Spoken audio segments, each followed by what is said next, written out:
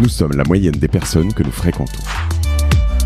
Je suis Mathieu Stéphanie, entrepreneur récidiviste et cofondateur de Cosa Vostra, cabinet de conseil en stratégie et croissance digitale.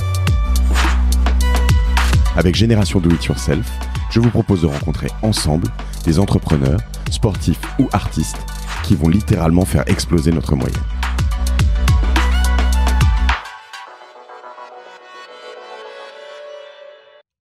Je suis aujourd'hui chez Jaina Capital avec Marc Simoncini. Salut Marc. Bonjour. Je suis ravi de te croiser.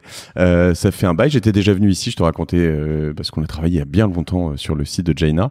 Mais surtout, je te racontais à l'instant que j'ai vraiment dévoré ton bouquin, Une vie choisie. J'étais presque surpris en fait de le lire aussi vite et voilà, un bouquin d'entrepreneur, moi je m'en bouffe quelques-uns. J'aime bien ça dans l'absolu, mais de temps en temps c'est faut le dire quoi, c'est pas toujours bien écrit, c'est pas toujours. Tu l'as écrit tout seul ? Alors je l'ai écrit 2 fois. La première fois, je l'ai fait écrire par un journaliste qui s'appelle Luc Levaillant, qui est un mec formidable. On a passé des heures à raconter ma vie. Il a écrit un bouquin super, mais une fois que le bouquin était terminé, je me suis dit je peux pas sortir un livre qui raconte mon histoire si c'est écrit par quelqu'un d'autre et surtout si ça va pas là où je veux, ce qu'il pouvait évidemment pas savoir Luc Levaillant, c'est qu'en écrivant ce livre, ce que j'ai essayé d'expliquer, c'est les raisons qu'on fait que j'ai pu réussir dans cette j'ai pu continuer cette route de l'entrepreneuriat pendant des années et j'ai essayé de comprendre pourquoi moi qui avait rien au départ, mais aucun bagage et aucune antécédent familial dans l'entreprise, j'ai quand même pu partir sur cette route. Bon, ça, c'est peut-être le hasard, mais surtout y rester. Et donc, finalement, le livre, c'est que je fais un long chemin pour arriver à trouver qui j'étais. Mais c'est ça qui est très particulier dans ce livre, c'est que c'est à la fois des histoires de business, mais pas que. Ouais. Parce que je pense que l'entrepreneuriat, c'est un bon moyen de se réaliser, de se trouver. Alors, j'ai absolument pas respecté le protocole. C'est peut-être parce que je suis un peu nerveux d'être en face de Marc Simoncini. Oh. Non, normalement, je demande à mes invités de se présenter. Alors, Marc, est-ce que je peux te demander de te présenter ?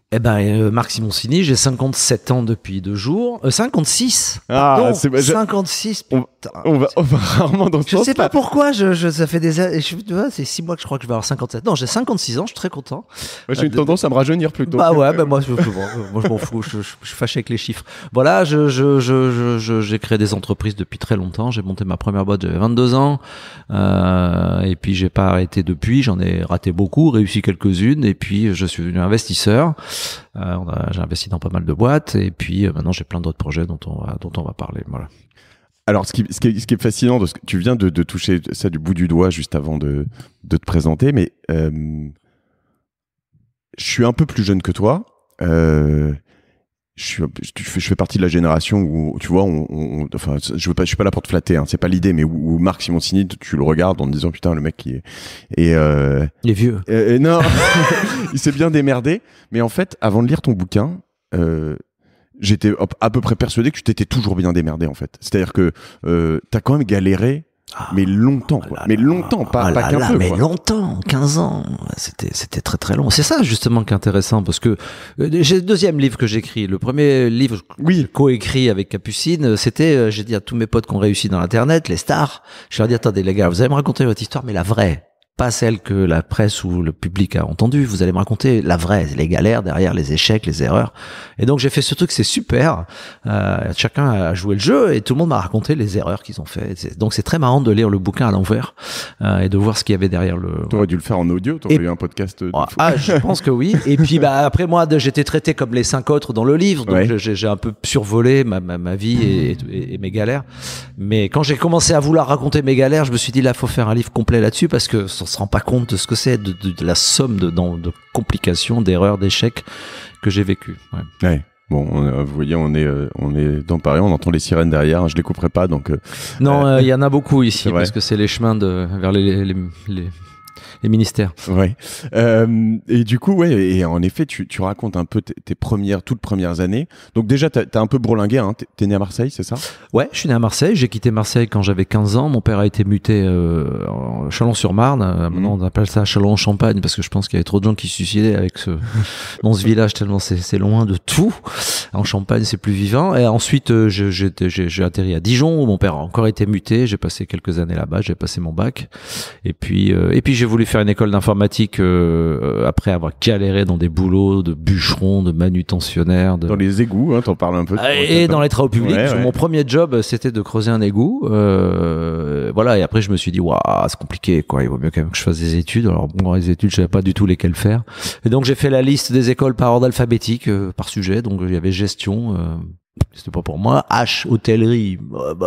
I, informatique. Je dis, tiens, ça a l'air sympa, ça. Je savais pas ce que c'était.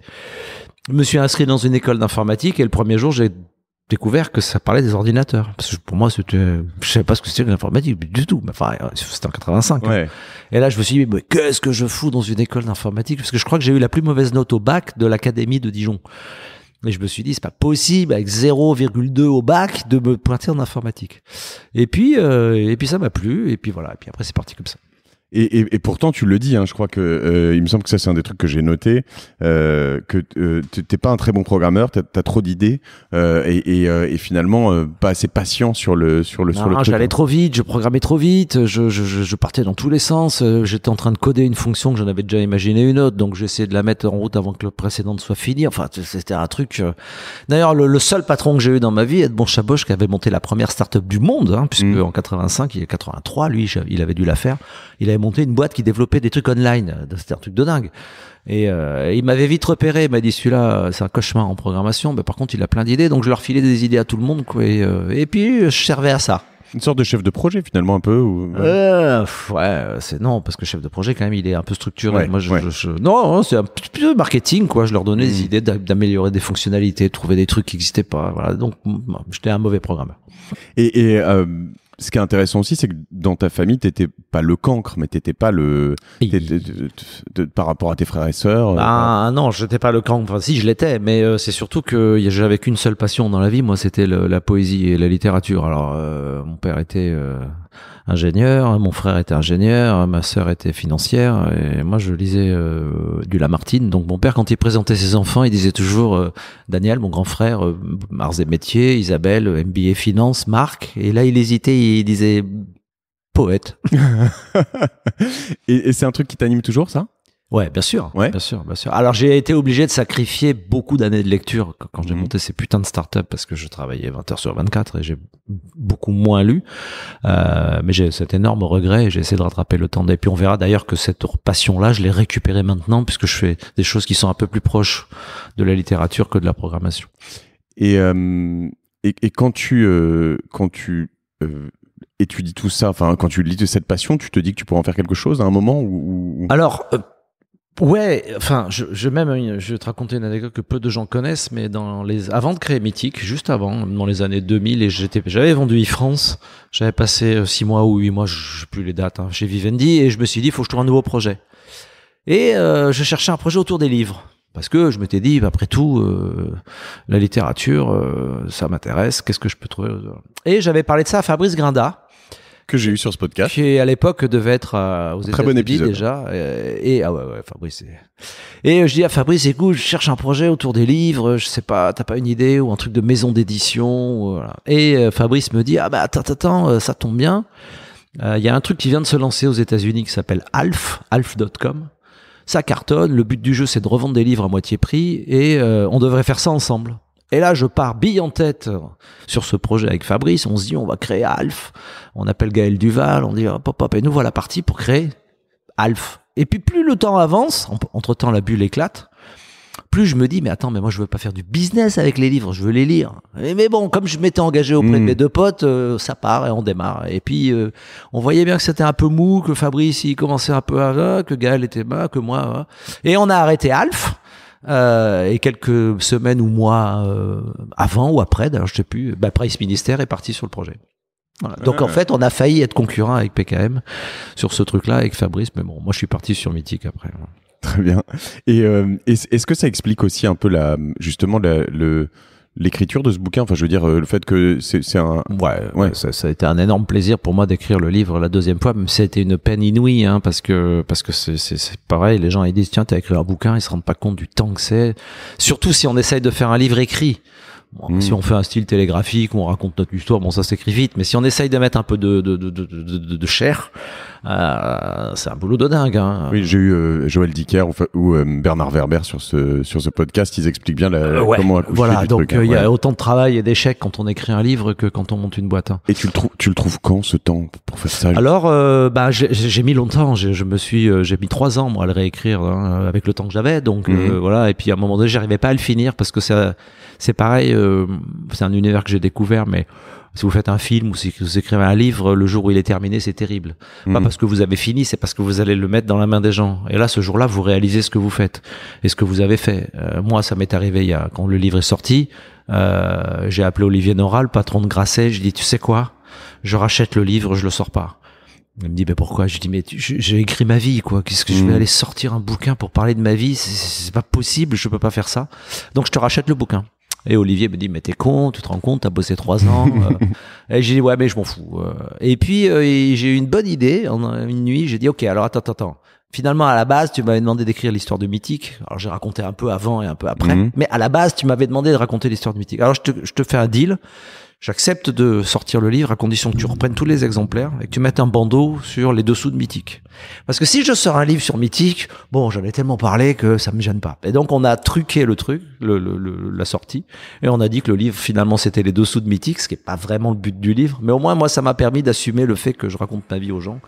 Donc voilà, tout ça pour dire que c'est très très compliqué de parler, d'écrire un livre, et surtout quand il s'agit de parler de soi. C'est très très compliqué. Il y a un truc, alors tu viens de dire que le livre, c'est un peu le côté un peu stressant de te livrer et de le donner à tout le monde, mais qui revient quand même dans ton livre, justement, c'est la cession de tes entreprises et les périodes qui suivent, qui ont l'air assez terribles.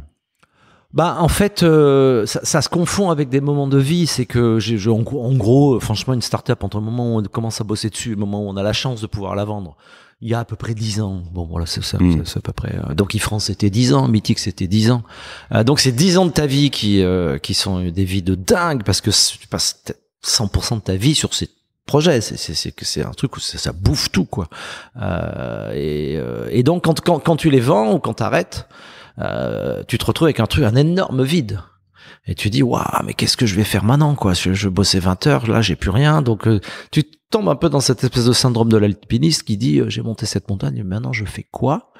Alors, ça se cumule avec un deuxième problème, c'est quand tu vends, t'as de l'argent.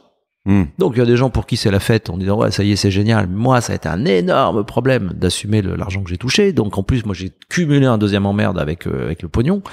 Et donc on peut dire que les 2 fois où j'ai vendu, j'ai été très très down dans les mois qu'on suivi. C'était très très compliqué de me séparer de ces bébés là. Sachant que le vide en plus il est pas que dans le temps de travail, on s'en rend pas bien compte, mais c'est aussi dans la préoccupation intellectuelle, dans le fait que tous les matins quand tu te réveilles, tous les soirs quand tu te couches, toutes les nuits quand tu dors pas, tu penses à ton business et là tout d'un coup tu sais plus à quoi penser. Et là tu dis je fais quoi? Ouais non, c'est très étonnant comme sensation. Alors c'est inouï comme chance et c'est génial de l'avoir fait 2 ou 3 fois.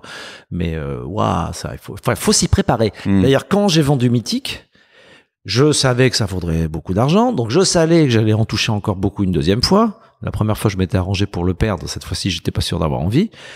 Et donc, avant de vendre Mythique, j'ai tout de suite créé Jaina en me disant, hop, ça va pas tarder la session. Donc, déjà, tu te mets dans un run sur un nouveau projet. Ce qui fait que le jour où Mythique est vendu, tu arrives au bureau et tu as déjà des emails. En gros, c'était ça que j'ai fait. Et donc, j'ai créé Jaina sans vraiment beaucoup d'argent parce que je l'avais pas encore touché celui de Mythique.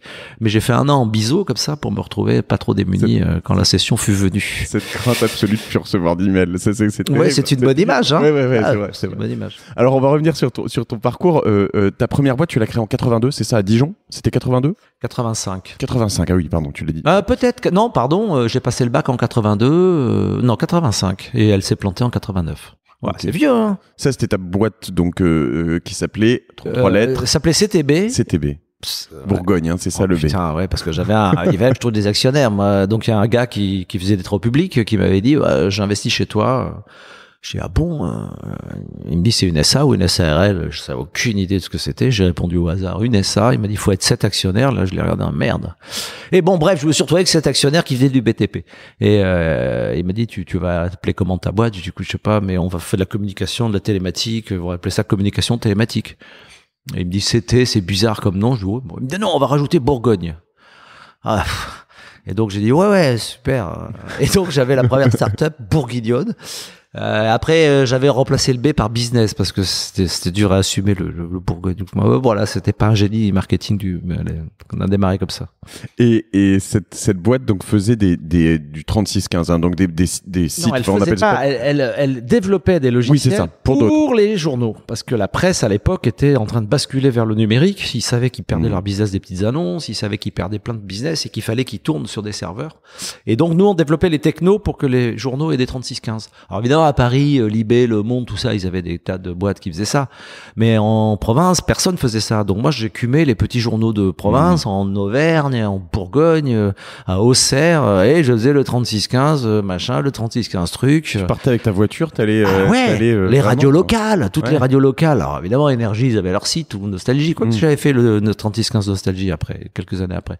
Mais sinon, je me tapais Radio Bleu Auxerre, Radio Mimile à Toulouse. Enfin, c'était des trucs. Puis alors, fallait voir les mecs qui montaient les radios libres à l'époque. Mais t'étais le VRP de la boîte, quasiment. J'étais seul. Enfin, j'avais un développeur et moi. Et donc, lui, il développait et moi, je vendais. Donc, je prenais ma bagnole, je traversais la France, je faisais des rendez-vous dans des boîtes de nuit parce que souvent, les mecs qui avaient des radios, c'est des mecs qui avaient des boîtes de nuit. Donc, je me retrouvais avec le gars qui fumait des pétards à 4 heures du mat, avec sa boîte qui fermait, qui avait un petit local qui faisait la radio à côté, et à qui il fallait que je négocie du business après la fermeture de la boîte. Ouais. Moi, j'étais défoncé de fatigue, lui était défoncé du reste. Et j'essayais de lui vendre des trucs à 15 ou 20 000 balles à l'époque pour faire son 36. Oh là là. Ah, c'était long, hein. Ah, c'était long.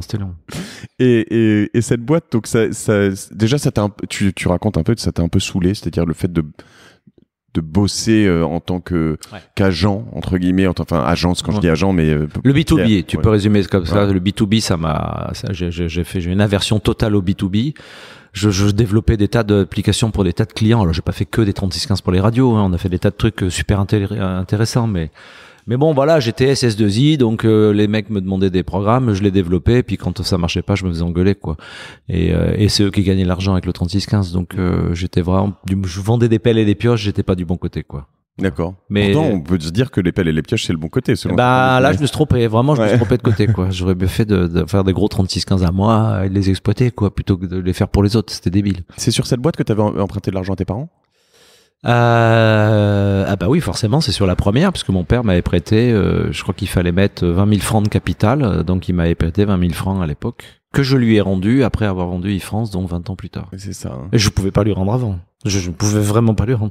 Mais là, je l'ai rendu. Le jour où j'ai vendu France, j'ai envoyé un chèque à mon père. 20 ans, c'est ça. Moi, c'est ça qui me, c'est ce chiffre qui. 85, 2000, ouais. 15 ans, pardon. 15 ans. 15 ans, pardon. Et 15-20 ans, ouais. 15 ans de galère. Et c'est ça. Mais je peux pas savoir. D'ailleurs, je repensais à ça la dernière fois. Je me suis dit, bon, tout le monde dit, oui, la France, machin, les impôts, les taxes, l'URSSAF, tout ça. L'URSSAF, quand tu prononçais le mot URSSAF en 1985, tu t'hésitais entre l'échafaud et la chaise électrique. Enfin, pour toi, quand les mecs arrivaient, c'était, bon, ok, tout le monde m'avait dit ça. Si tu payes pas l'URSSAF, t'es mort. Je crois que pendant 15 ans, j'ai envoyé un petit mot à la main à l'URSSAF en disant, je suis désolé, je peux pas payer mes charges.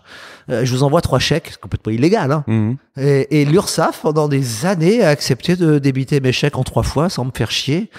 Et heureusement, quoi, parce que s'il m'avait demandé de payer mes charges au one shot, j'aurais déposé le bilan 18 fois. Et donc, je bricolais comme ça. Je vendais ma bagnole quand je pouvais pas payer les salaires. Donc, je vendais ma bagnole, je prenais le chèque, je mettais ça dans la boîte, je payais mes salariés. Et puis après, je rachetais une voiture le mois d'après quand je pouvais. Enfin, c'est un truc. C'était long. Mais c'est ça. En fait, moi, ça fait à peu près 15 ans que j'entreprends. Et c'est une éternité, en fait. C'est vraiment une éternité. Éternité. Alors après, je peux dire, j'ai vraiment foutu 15 ans de ma vie en l'air et j'aurais mieux fait de bouquiner, quoi. Mais. Pourquoi tu dis ça? Ça pourrait être une manière de voir les choses. Oh, putain, oui. Qu'est-ce que j'ai foutu pendant 15 ans, quoi. J'aurais mieux fait d'arrêter. Et puis, je pourrais faire n'importe quoi, une pizzeria, un kebab ou une radio libre. Mais non, parce que j'ai croisé des tas de gens qui m'ont envoyé des tas de problèmes. Et donc, ils m'ont obligé à beaucoup réfléchir. Parce que j'avais des clients qui avaient des problèmes à la con pour observer les éclairs qui tombaient sur la France, des mecs qui contrôlent des cuves de pyrolyse, des trucs. Mais il fallait bien que je comprenne leurs problèmes, puisque mes programmes étaient censés résoudre leurs problèmes. Et donc, pendant 15 ans, j'ai pris des problèmes à la con dans la figure, et j'ai été obligé de réfléchir sur ces problèmes-là. Mais mine de rien, Alors évidemment, c'était pénible, mais ça m'a appris un nombre de trucs incroyables. Mais c'est ça la beauté du B2B, Et donc, du service. Moi, je trouve que la beauté du service, c'est de découvrir les métiers des autres. Voilà. Et j'ai appris le métier de dizaines de gens. Ouais. Moi, Et j'adore un cette jour, partie. ça m'a resservi. Quand j'ai remonté une boîte de dameuses il y a 7-8 ans, racheté, pardon, j'avais des trucs avec des machins, des tuyaux, des fluides, ce que j'ai fait quand j'ai creusé mes égouts. C'est moi qui branchais les câbles des pelleteuses et qui mettais l'huile dans les pelleteuses pour que le système hydraulique fonctionne. Tu sais quoi? 20 ans plus tard, une dameuse, c'est le même fluide et les mêmes trucs. Donc quand il me parlait des flexibles, je savais de quoi il me parlait. Le mec, il s'est dit, mais comment il connaît ça, celui-là? Parce que moi, j'étais dans les travaux publics et je branchais la pelleteuse le matin. Donc finalement, ces 15 ans-là, ça m'a appris beaucoup de choses que j'ai dû réutiliser après. Est-ce que si je le savais pas que tu avais eu ce parcours et que tu es passé dans ces travaux publics et que t'as touché des pelleteuses et des fluides et des choses comme ça. Et de la merde. Et de la merde. Est-ce que c'est parce que tu le cachais ou est-ce que c'est que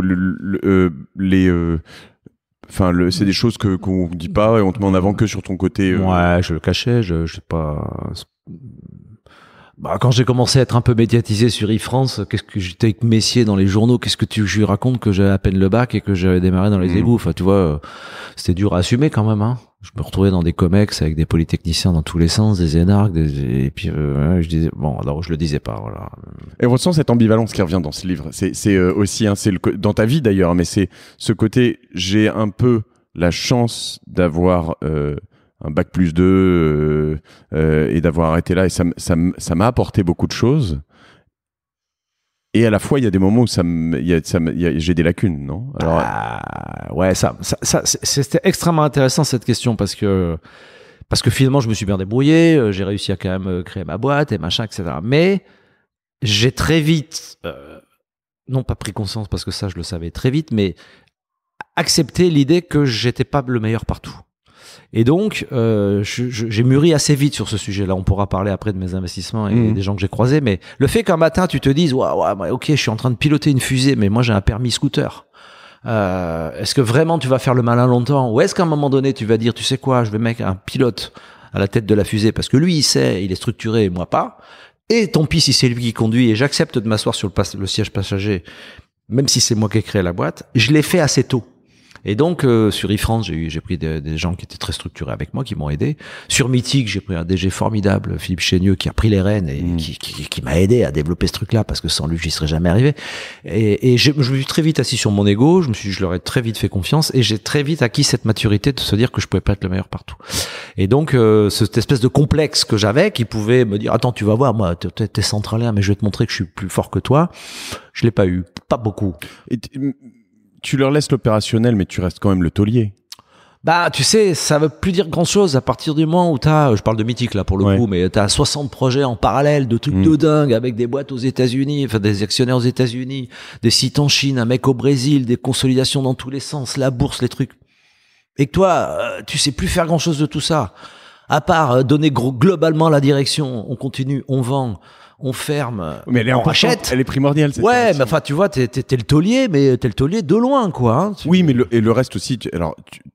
Je suis pas sûr en plus que ça te passionne plus que ça. Non, en plus ça me casse les pieds, donc voilà. Mais t'es le taulier, mais enfin t'as quand même le mec qui fait la fusée, qui l'a conduit, qui l'a fait marcher derrière, quoi. Et il faut accepter ça. Je te cite, mais tu dis heureusement, je finis par accepter l'idée de m'entourer de gens bien meilleurs que moi sur à peu près tous les sujets, sauf un où je reste imbattable. Les idées à la con.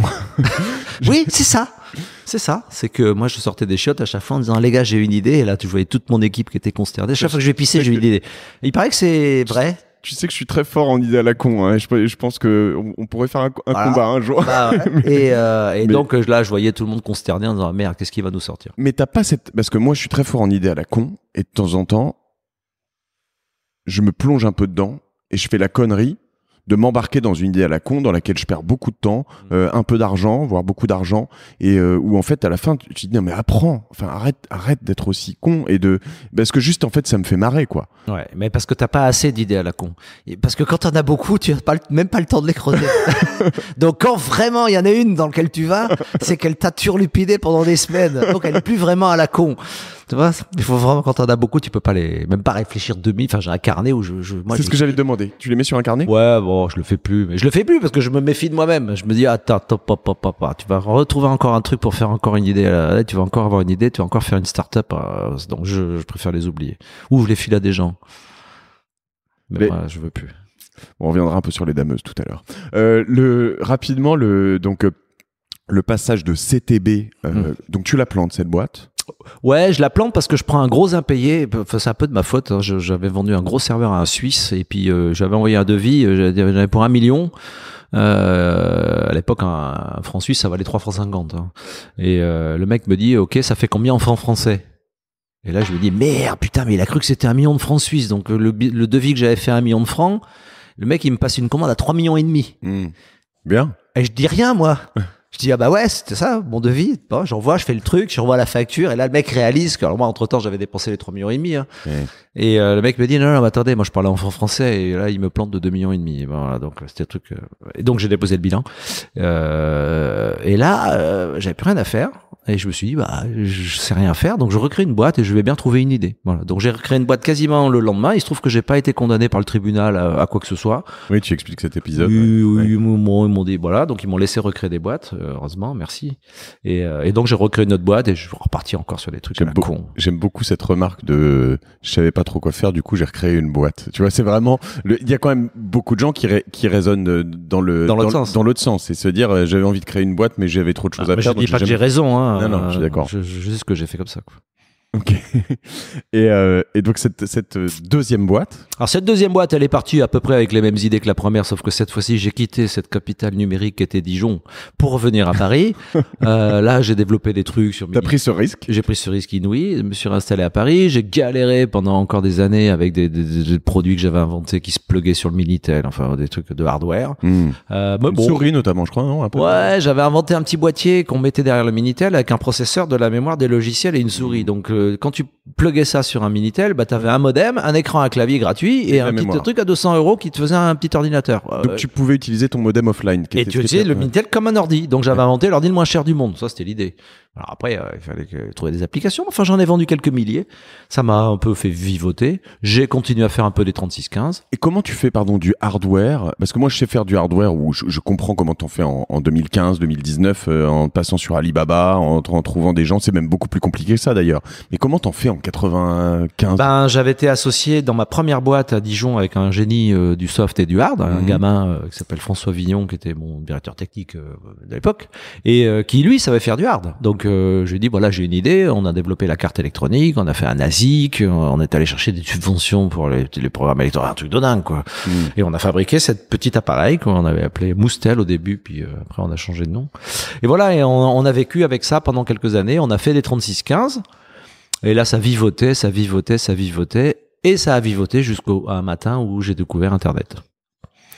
Et là, ça a été le début d'une autre histoire, puisque là, Internet étant là, ça a changé de dimension.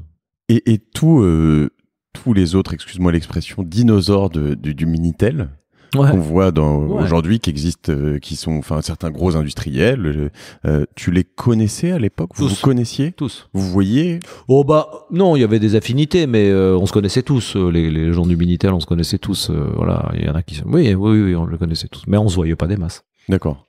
Et vous voyez aujourd'hui ou pas plus que ça d'ailleurs? Oh bah c'est pareil, c'est par affinité. Des gens que je vois plus que d'autres, puis il y en a que j'ai plus jamais revus. Elle est marrante cette histoire quand même, parce qu'il y a quand même des gens comme toi, comme Xavier Niel, comme plein d'autres qui sont arrivés dans le Minitel tous un peu par hasard. Ouais. Et qui se retrouvent aujourd'hui à la tête de plein d'investissements, de grosses boîtes. Il faut te remettre dans le contexte. Nous, on avait fait du online pendant 15 ans. Ouais. Du online, t'envoies une requête, le serveur te renvoie une réponse et ça s'affiche. Donc on avait tout inventé déjà. Oui, tu avais un cerveau structuré. On avait tout inventé, à technologie près. Mais on avait tout imaginé sur le Minitel, tout existait. T'achetais des billets de train, tu faisais des horoscopes, tu faisais des rencontres, il y avait un moteur de recherche, il y avait la météo. On avait tout à la technologie près. Et donc quand le Internet est arrivé, on a juste vu un terminal plus intelligent pour continuer à développer les idées qu'on avait eues pendant 15 ans. Donc on a pris une avance de dingue. Tu avais même une avance sur pas mal d'Américains. Mais quand je suis allé dans mon... Mais oui, quand on est allé en 99 ou 18 à San Francisco pour le premier congrès mondial de l'internet. Donc là je me pointe là-bas et je vois des Américains, il y avait Netscape à l'époque, il y avait toutes les stars de l'internet américain, et les mecs ils étaient en train de compter les requêtes avec des pings. Les stats des sites, c'était des pings. Je dis, mais vous êtes complètement cons. Si vous mettez 6 images sur une page, ça fait 6 pings, c'est pas 6 visites. Ils avaient même pas la notion de visite à l'époque. Nous, on avait les visites, le temps passé, la moyenne, les machins, les sessions. On avait 15 ans d'avance. Et les mecs, ils me regardaient comme un extraterrestre en disant, mais comment ce mec, il me parle de sessions quand nous, on compte des pings? Donc, ils étaient très en retard. Pas sur la techno, mais sur la logique du online. Après, ils ont vite rattrapé, mais on était loin d'être ridicule. C'est pour ça que les gens qui ont fait du Minitel ont démarré très vite et très bien sur Internet, sauf ceux qui n'ont pas cru à Internet.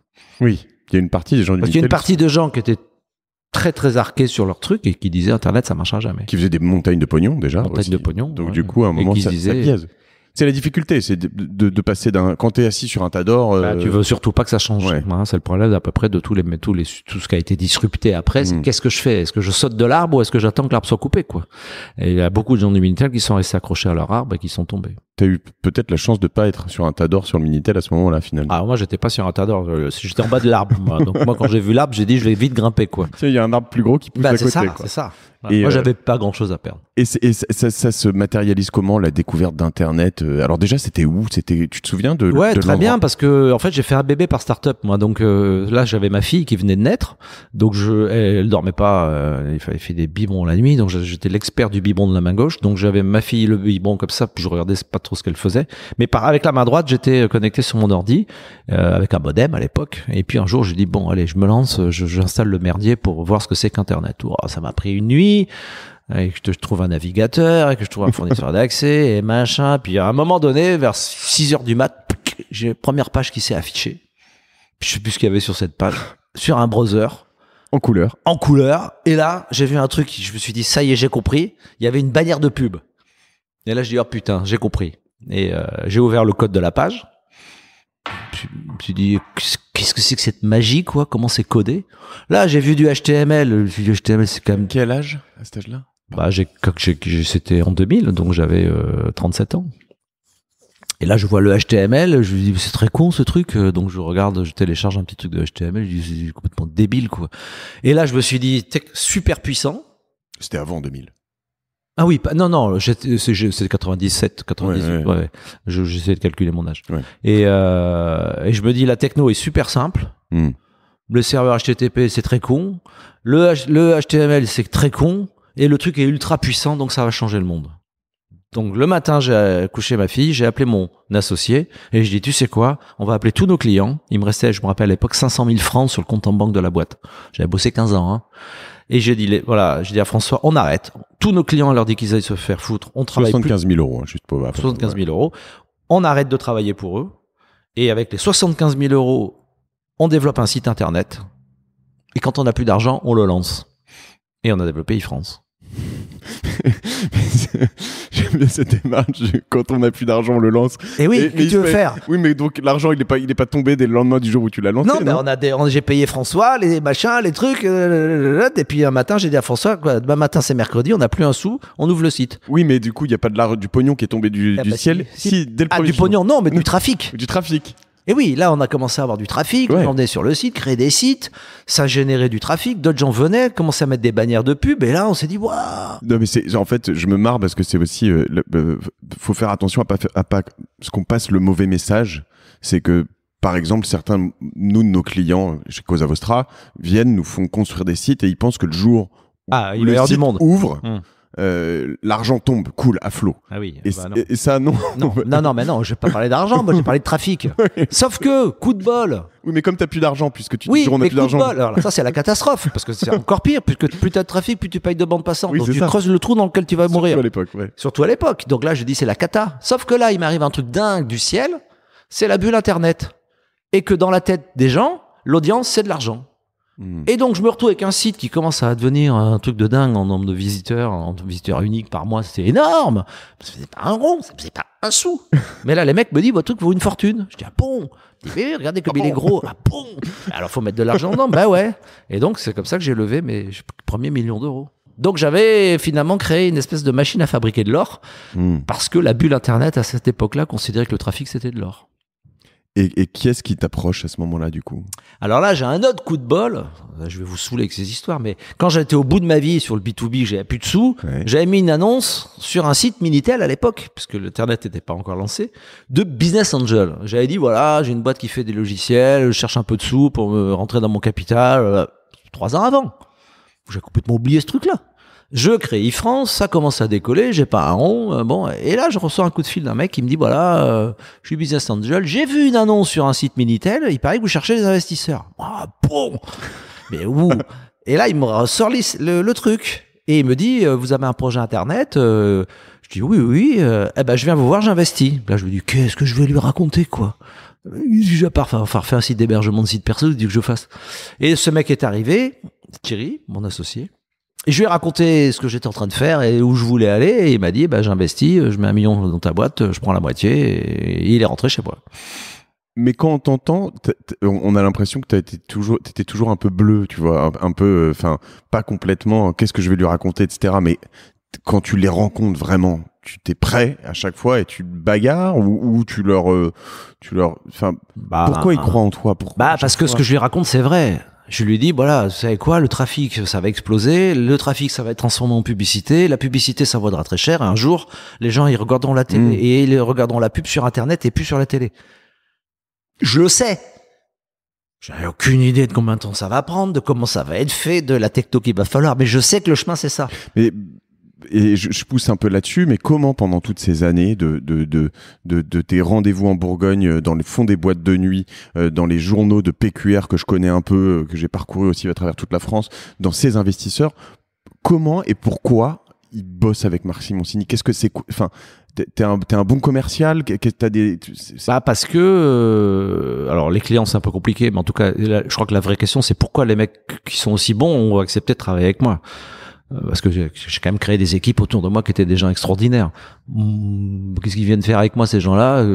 Et en réalité, c'est ce que je raconte, c'est que si tu veux être entrepreneur, tu as une qualité, enfin, il y en a plusieurs, mais il y en a 2 en tout cas qui sont essentielles.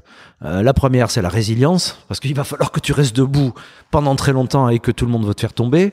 La deuxième, c'est qu'il faut une forte capacité d'attraction. Parce que si tu montes une boîte et que tu n'es pas capable d'attirer à toi des investisseurs, des clients, des talents, t'es un mec qui est tout seul dans ton bureau et démerde-toi tout seul. Donc, un entrepreneur, il faut qu'il ait une grosse capacité d'attraction. On le dit pas, c'est ça. Alors, je suis tout à fait d'accord. Vital. La résilience, je suis tout à fait d'accord. Ça me semble presque évident. Je crois qu'on en parle très souvent sur ce podcast et on l'a déjà vraiment bien évoqué avec toi.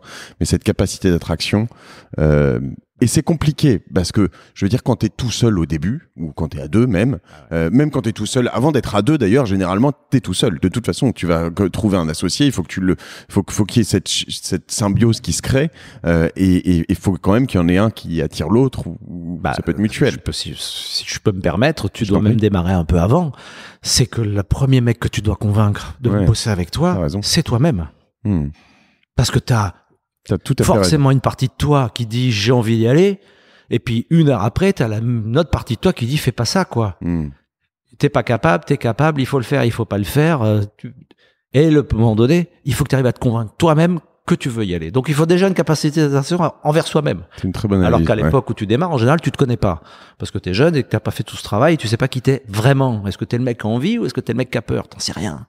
Donc comment t'arrives à te convaincre? Je nous pose la question, mais comment? C'est un travail de maturation psychologique. C'est qu'à un moment donné, il faut que tu saches si t'es plutôt un mec de l'action ou plutôt un mec de pas l'action, quoi. En fait, moi, je résume ça en disant qu'il y a des et des mais. T'as des mecs, tu leur parles d'un projet. Tiens, on va faire un nouveau vélo qui va faire un truc de dingue, machin. T'as 2 réactions. T'as le mec qui dit, oh ouais, mais si on fait ça, ça va être cher, mais ça va être compliqué, mais quand on va pas être sûr de le vendre, mais pour rien. Et puis t'as le mec qui dit, ah ouais, t'as raison, c'est génial, mais et si on rajoutait ça? Et si on faisait ça? Et si... Donc t'as les et les mais. Et à l'intérieur de toi, il faut que tu saches si t'es un mec et ou un mec mais. Mais tu vois, là, j'utilise le mais, je crois être plutôt un et, mais tu te tu le choisis, ça, à un moment. Tu choisis ton. Il y a un moment où tu choisis d'être tu peux changer. T'as plusieurs personnes en toi. Tu peux choisir d'être une telle personne. Ça change peut-être tous les 5 ans, ou tout le temps d'ailleurs. Mais tu te choisis. Bah alors le choix, c'est un abysse. Hein. C'est que quand tu vas choisir, le problème, c'est que tu vas renoncer à la partie de l'autre côté. Donc il faut qu'à un moment donné, tu choisisses et que tu y ailles ou que tu y ailles pas. Mais moi, j'avais pas le choix. Le drame dans la vie, c'est d'avoir le choix. Bien sûr que t'as le choix. Non, j'avais pas le choix. Boulot, non, mais j'étais à Dijon, j'avais pas fait d'études, j'avais eu le bac par miracle. Si, j'aurais pu retourner dans les travaux publics. Donc moi, la chance que j'avais, c'est que j'avais pas le choix. Quand je te dis, je n'avais plus rien à faire, j'ai créé une boîte. Bah oui, j'avais pas le choix. Donc finalement, le plus beau cadeau que t'as au départ, c'est de pas avoir le choix. Parce que si tu laisses à tes gamins de quoi avoir le choix, mais tu les mets dans des situations horribles. Parce que là, ils vont se demander si c'est des mais, s'il faut qu'ils fassent ça, s'il faut ça. Puis ils peuvent aussi ne rien faire. Donc surtout, faut partir avec rien. Et tu sais que c'est ce qui me fascine dans ce podcast, parce que je les ai pas tous sortis, mais je dois être à 75 épisodes enregistrés. Et je vais avoir un type comme Alex Pro, qui est le fils de Baudouin Pro, qui a monté Conto. Son père était quand même le patron de la BNP. Lui a des études de ouf. Ouais. Il est passé chez McKinsey, Et en fait, tu dis, attends, ces mecs-là, c'est normal qu'ils réussissent, tu vois. Enfin, quelque part, et en fait, quand tu creuses un peu, toute une partie, à un moment, je me plaignais un peu d'avoir trop d'HEC dans ce podcast. Toute une partie de ces gens-là, tu comprends qu'il y a quand même un abysse à un moment où, en fait, il faut qu'ils fassent un choix, après avoir fait HEC, et puis l'INSEAD, et puis machin, de se dire, même Fabrice Grindra, qu'est-ce que je vais faire? Je vais aller bouffer de la merde. Ouais. Et alors que je pourrais avoir un super boulot, super bien payé. Tous mes potes vont me regarder en se disant machin.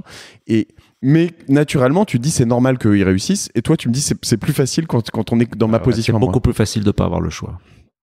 Mais tout le monde se donne le choix. Je suis pas d'accord avec toi. Je veux dire, il y a des gens qui sont dans ta position et qui vont dire j'ai pas le choix et du coup je vais bosser au McDo. Bah parce que c'est l'autre partie qui a gagné. Ouais. C'est l'autre partie qui a gagné. Mais en tout cas, ils ont été obligés de se poser la question et de faire très vite un choix. Parce qu'il faut qu'ils choisissent la startup ou McDo, très vite. Si tu as des années, tu vas te torturer sur ça, c'est compliqué. Moi, je vois plein de gens qui me disent, voilà, j'ai fait HEC, j'ai pas encore d'idée, je voudrais entreprendre, mais je sais pas trop s'il faut que je fasse ça maintenant. Bah ouais, ils vont se poser des questions pendant 10 ans. Bon, bah, moi, j'ai pas eu le choix. Donc, c'est plus simple. Ok. Revenons rapidement sur eFrance. Donc, l'idée, en gros, c'est pour contextualiser. Moi, j'arrive sur eFrance, je me crée un compte, je peux me créer un site internet, entre guillemets. C'est ça, à l'époque. Et c'est gratuit. C'est gratuit. Et toi, tu prélèves de la moi, tu mets de la pub. Je mets de la pub dessus. Et voilà. Pourquoi je fais ça? Tu me reverses rien, moi. Non. Mais pourquoi je fais ça? Parce que je me dis, début 97, un des trucs qui fera qu'Internet rapportera de l'argent un jour au serveur, au site, il y a la pub et il y a les abonnements. Un jour, les gens s'abonneront avec une carte bleue sur des sites internet et ils paieront. Moi, c'est là-dedans que je veux aller. Parce que la pub... Et je me dis que le jour où il y aura la techno pour faire payer les gens et qu'on aura trouvé des sujets auxquels les gens s'abonnent, il faudra faire de la pub pour faire connaître ces sites. Or, j'avais été traumatisé pendant mes années Minitel puisque n'ayant pas d'argent, je n'ai jamais pu lancer de 3615 pour moi parce que j'avais pas de quoi couvrir les panneaux 4x3 avec des pubs pour ULA. Donc, je me suis dit, s'il y a un jour un truc qui marche sur Internet, de toute façon, tu pourras pas en faire la pub parce que t'as pas d'argent. Donc, avant d'avoir cette idée, crée ton panneau publicitaire. Et donc, mon idée d'eFrance, c'était quoi? C'était de dire, je vais me créer un énorme site qui va faire des milliers et des milliers de bannières chaque minute. Et ces bannières, elles sont à moi. Donc, j'ai créé mon réseau de 4x3. Et le jour où j'aurai une idée de site payant, il suffira que je me serve de ces bannières pour les envoyer sur mes sites à moi. Donc, j'ai commencé à vouloir créer mon média. Et c'est ça que j'ai raconté à Patrick Lelay, qui était président de TF1 à l'époque, qui m'a regardé, c'est qui ce dingue, quoi. Mais en fait, c'était ça, eFrance. C'était une machine qui créait chaque jour plus d'audience, et j'avais un inventaire publicitaire qui m'appartenait énorme. T'es quand même sur de la plateforme de blog avant le blog, en fait. Oui, bah, c'était à l'époque, la techno, c'était pas les blogs, c'était les sites perso. Après, c'est devenu les blogs, mais c'est pareil. Et, techniquement, donc tu racontes, tu shifts, mais c'est quand même compliqué à l'époque de créer ça. Très compliqué. Il faut une armée d'ingénieurs, vous êtes combien? Non, c'est pas tellement en soft parce que j'avais toujours ce François qui développait tout, mais donc on avait une belle équipe de développeurs, hein, mais surtout c'était compliqué en serveur, quoi. C'est que on doublait le trafic tous les 3 semaines, donc on achetait les serveurs, on les installait, les bases de données à l'époque, il fallait mettre des licences Oracle à 300 000 €, ça avançait pas, il fallait mettre des serveurs, des machins, Puis après, le trafic internet devenait dingue. Il fallait mettre des load balancers, des machins, des trucs, des firewalls. C'est parti. Bon, un peu surtout sur Mythic. Hein. Et donc, on était tout le temps en rupture, quoi. Je veux dire, surtout sur Mythic. France, on a galéré, mais alors Mythic, alors, on a pris plein la gueule, quoi. Dès qu'il y avait trop de monde, ça tombait, ça pétait, c'était trop gros. Il fallait racheter des serveurs. Il n'y en avait plus assez. En fait, j'ai construit 2 Formule 1, une gratuite et une payante. Mais j'ai construit la Formule 1 pendant le Grand Prix. Ouais. C'est-à-dire que t'es assis dans la bagnole, il faut rajouter des roues, il faut mettre de l'essence, et le mec qui court à côté. Il y a pas une seconde où la voiture peut s'arrêter. Tu deviens dingue. Alors aujourd'hui, les mecs, ils sont capables d'acheter 700 000 serveurs d'un coup. Bon, voilà, tu vois, dans le cloud. Ouais, nous, non, le cloud, c'était le nôtre. Et donc, on louait des baies et des baies et des baies. Et ça, c'est allé très vite parce que sur e-France, tu parles de Patrick Lelay, mais en gros, en quelques mois, finalement, une fois que tu shifts sur e-France, t'es un peu accueilli partout, chez tout le monde. Dingue. Et toi, tu débarques, tu dis quoi? Qu'est-ce que c'est quoi? Je me souviens très bien, hein, j'étais reçu par tous les grands patrons de France qui voulaient absolument me voir. T'es plus un genou, quoi. T'as plus 25 piges, quoi. Ouais, je suis comme un gamin, quoi. Ouais, j'arrive de province, j'ai une boîte de 30 salariés, je fais 1 million de chiffre d'affaires. Je sais maintenant la différence entre une SA et une SARL, mais enfin pas beaucoup plus. Et là, je reçois des coups de fil en disant Monsieur Patrick Lelay, à l'époque, c'était le plus gros média d'Europe. Monsieur Lelay veut vous voir. Et je dis, quand est-ce qu'il peut? Et la secrétaire me dit quand vous voulez. C'est le truc, quoi. J'arrive. Bon. Et donc, voilà, j'ai rencontré des gens formidables à cette époque, qui partaient tous dans l'internet en disant c'est là qu'il faut aller. Et donc, j'ai eu la chance de croiser des gens extraordinaires, alors que j'avais aucune chance dans ma vie de pouvoir croiser ces gens-là, quoi. Mais voilà. Et du coup, ça m'a créé un tissu, non pas de relation, parce que c'était quand même assez distendu, mais ils se rappellent de moi et ils savent ce que j'ai fait.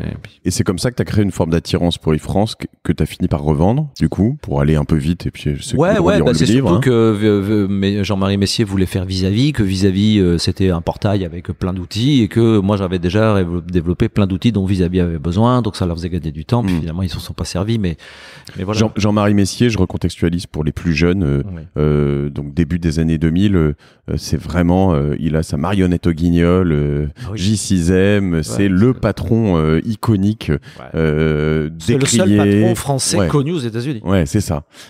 Qui rachète Universal pour Vivendi, donc Vivendi, qui est voilà, et qui a une chute d'ailleurs phénoménale. Enfin, il avait créé un truc. Il y avait Canal+, Universal, c'était un truc. SFR. Enfin, le truc c'était dingue, quoi. Alors, quand un mec comme ça vous appelle et vous dit je vais racheter votre site, c'est quand même un truc dans la vie de quelqu'un, quand même. Mais on est toujours copains. Et tu l'as fait bosser après d'ailleurs. Oui, après c'est devenu mon banquier d'affaires et c'est grâce à lui que j'ai vendu Mythic à Barry Dealer. Donc du coup, il te rachète e-France. Ouais. Le drame un peu que tu racontes, c'est qu'il y a une partie en cash, une partie en papier, c'est ça, donc en action. Vivendi. En action Vivendi, ouais. Ouais. Donc ce que je vois pas, si je peux me permettre, le seul moment où je comprends pas, c'est que entre le moment où tu revends e-France et quelques années plus tard sur Mythic, tu refais une banqueroute quasiment. Tu reviens à zéro. Non, j'ai même plus, parce que je crois que j'ai en dette ce que je croyais avoir en argent. Parce que t'as gagné presque 45 millions. Non, j'ai gagné 45 millions. Là-dessus, j'ai payé les impôts énormes. Donc tout le cash que m'a donné Vivendi, c'est parti aux impôts. Et je me suis retrouvé avec un gros paquet d'actions. Ah oui, c'est le problème des actions. Bon, donc j'avais des actions à 90 €. Et le banquier m'avait dit, si vous avez des actions à 90 €, vous pourrez emprunter de l'argent pour la même somme en mettant en face les actions à 90 € en garantie.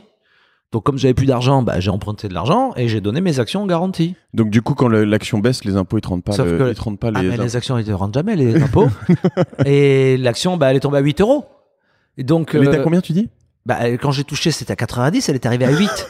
Donc, grosso modo, j'avais perdu les 7/8 de ce que j'avais. Et donc, j'avais 6/8 de dette. 6/8 de dette. De ma vie, je pouvais jamais les retrouver. Donc, je me suis retrouvé, non pas ruiné, mais en banqueroute. En plus, entre-temps, j'ai eu un contrôle fiscal qui commençait à m'emmerder qui m'expliquait que j'avais pas assez payé d'impôts, qui commençait à essayer de venir chercher plus d'impôts. Et donc là, je me suis dit, je suis mort. Et en plus, t'es sous le feu des projecteurs. C'est-à-dire que là, t'es devenu une coqueluche quand même un peu d'internet. Ouais, c'était un peu calmé parce que entre le moment où j'ai vendu et le moment où tout ça s'est écroulé, il s'est passé quelques années où on parlait plus vraiment de moi. Et tout le monde est persuadé que t'es pété de thunes. Et tout le monde pense que je suis pété de thunes alors que je suis pété de dettes. Mais pour m'en sortir, j'avais pas le choix.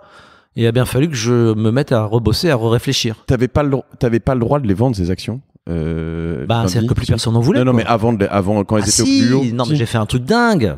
C'est que, évidemment, quand j'ai touché les actions Vivendi, j'avais des conseillers qui m'ont dit, hop, prends un contrat auprès d'une banque qui te garantit que tes actions Vivendi, même si ça s'écroule, ils te les rachèteront toujours à 80 €. Donc, je pouvais acheter un contrat d'assurance qui garantissait que mon argent Si, ça existe. Alors, évidemment, si ça montait, il gardait une partie de la hausse, mais si ça baissait, il me couvrait sur la baisse.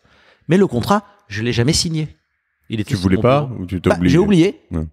Et inconsciemment, qu'est-ce que j'ai fait?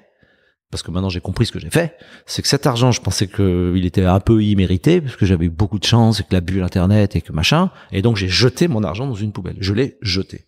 Et quand je me suis retrouvé avec l'argent dans la poubelle, je n'avais plus rien. Et là, je me suis dit, pour m'en sortir, j'ai qu'une solution, c'est de monter une startup qui marche. Et ça m'a permis de faire Mythique. Si j'avais pas tout perdu, j'aurais jamais fait Mythique. Donc finalement, tout ça, ça m'a aidé à faire Mythique. Donc la meilleure chose qui me soit arrivée, c'est d'avoir tout perdu. Mais c'est quand même fou parce que je veux dire tu mets 15 ans à faire fortune que tu perds quasi immédiatement, enfin j'exagère un peu. Faire fortune une fois, enfin de plus en plus on lit quand même beaucoup de littérature où les mecs te disent dans tous les entrepreneurs on croit tous qu'on va y arriver et en fait il y en a vraiment aucun qui va y arriver. C'est pas vrai, enfin tu vois ça. Et toi t'as quand même réussi une deuxième fois. Ouais, alors ça c'est très rare. Mais j'ai réussi la première fois parce que j'avais pas le choix et la deuxième fois parce que j'avais pas le choix. Donc ça m'a un peu aidé. Et on reviendra peut-être là-dessus tout à l'heure, mais raconte-nous tout début de Mythique du coup. Le début de Mythique, je dis à ma femme, il faut que je fasse un truc, là c'est pas possible. Donc j'avais cette idée de dating un peu en tête parce que j'avais des copains qui avaient divorcé, qui trouvaient pas de filles. Et je me suis dit, tiens, tu me rappelles ton idée que tu avais sur iFrance qu'un jour les gens paieraient par abonnement, mais finalement le business model du dating c'est un modèle business parfait. Donc j'ai creusé le business model du dating et j'ai dit, mais tu te rends compte, tu vas vendre un abonnement à 30 € par mois pour vendre un contenu que tu n'as pas acheté. Sachant que là, on est vraiment dans le tout début, des moments où les gens sortent leur carte bleue sur Internet. Voilà, c'est ça. Mais ça commence à exister. On est en quelle année? 2005, 2004? On est en 2001. 2001, déjà. Ah oui. Mais ça commence à exister. Et je me dis, c'est un business model parfait, le dating, puisque ce sont les gens qui amènent le contenu, eux-mêmes, qui vont l'acheter. Et donc, t'as aucun frais de production. T'es au fond de la bulle, là, quand même. Donc là, je me dis... l'explosion de la bulle. Là, on est en plein cœur de la bulle, tout le marché est vitrifié. Mais voilà, c'est ça mon intuition. Et donc, je commence à essayer de trouver un site de dating mieux que ce qui existe à l'époque. Et je travaille sur mon balcon avec un crayon, un papier, et j'écris tout ce qu'il faudrait pour qu'un site devienne formidable. Et puis, je le lance. Et le truc décolle, mais alors, à une vitesse de dingue. Et là, je sais que j'ai touché un gros truc, quoi. Mais alors là, les emmerdes commencent. Et là, ça part très vite. Tu sais que la Formule 1, elle démarre tout de suite. J'étais encore en short avec les tongs sur le côté en me demandant si j'allais la faire bleue ou rouge et elle part à 200 km/h et je commence à courir derrière, quoi. Et pendant 10 ans, j'ai couru derrière. C'est la difficulté, hein. J'en parle sur un autre épisode avec, je sais pas si tu connais Bergamote, qui est un site marchand qui vend des fleurs et des plantes désormais. J'en parle avec son fondateur, Romain, et en fait, c'est compliqué sur les projets internet. Dès que ça marche, quand même, t'as jamais tout prévu, quoi. Non, jamais. Ça pète dans tous les sens. C'est normal. Ouais. Le problème, c'est que je reviens sur ton côté B2B et là, je te partage quelque chose que je peux vivre, moi, sur mon côté B2B. C'est que quand tu vends un truc à un client, déjà, il veut pas te le payer trop cher. Puis quand ça pète dans tous les sens, c'est pas normal. Ouais, tu t'en prends plein la gueule. Évidemment. Et comment est-ce qu'on peut non, tu n'auras pas la solution à ma question. Comment est-ce qu'on peut dire à tout le monde que, en fait, quand le truc marche bien et qu'il est super bien, c'est normal que les bugs, les erreurs, un minimum, tu vois. Nous, on essaie, enfin, on n'en fait pas beaucoup. On a une grosse expertise. Mais... c'est que c'est des objets très complexes, quoi. C'est des objets très complexes. C'est comme si tu disais, je fabrique une montre, il faut qu'elle donne l'heure, quoi. Putain, il y a plein d'erreurs à faire pour que l'heure soit pas juste, que la montre s'arrête. Enfin, tu vois, c'est complexe, quoi. Puis les montres sont toutes les mêmes en plus. Alors c'est quand même au bout d'un moment. Alors qu'un site internet, c'est une industrie de prototype. Ouais.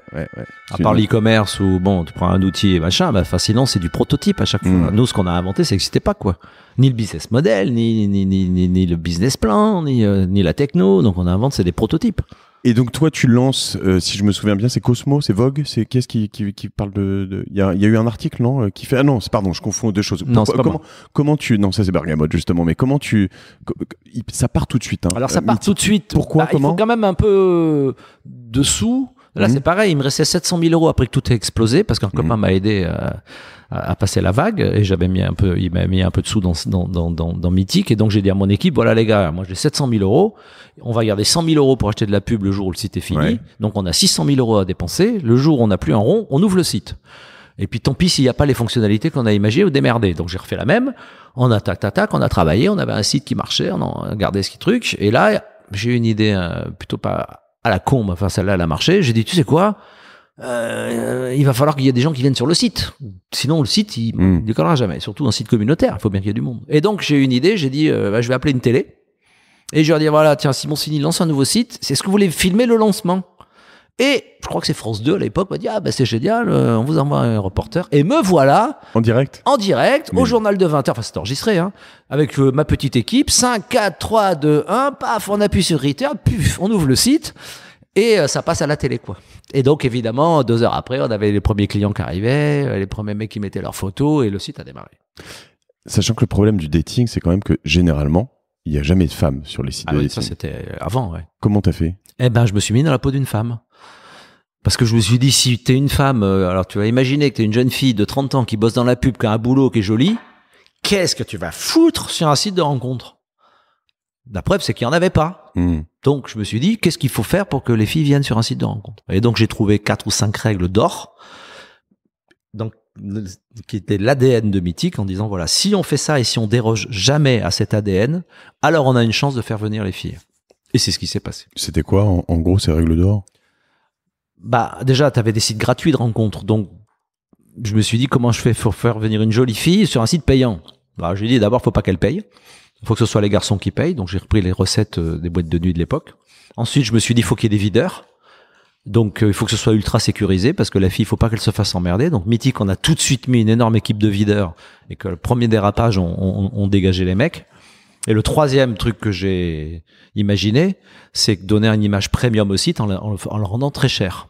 Pourquoi? Parce que si je t'invite à une soirée demain dans une boîte de nuit à Orly, gratuite, ou si je te dis, je t'invite au bain-douche, ou pas n'importe quelle boîte, je sais pas comment ça s'appelle les boîtes à Paris, mais enfin bon, une boîte qui vaut 150 € le verre, tu vas avoir envie d'aller à la boîte chère, donc parce que ça reflète l'image que tu as de toi-même.